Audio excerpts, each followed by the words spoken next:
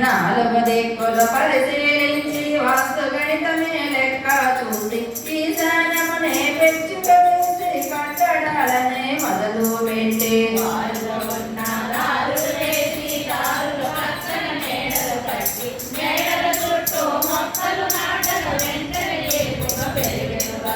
ఎత్తుగా ఉన్న కోటను కట్టి కోట చుట్టూ దారులు వేసి కోట లోపల గదులను కట్టి లోటే లేని వసతులు చేసి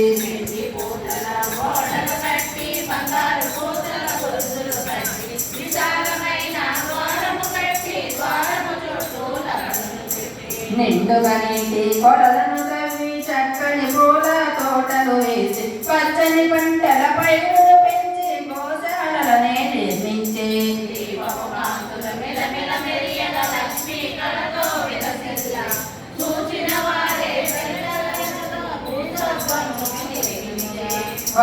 మాత వెంటరాగా నగర ప్రవేశమే చేసెనుగా దశగల బిడ్డను చూసి తల్లి ఆనందముతో పొంగిపోయి శ్రీనివాసుని పెండ్లి పిలుపు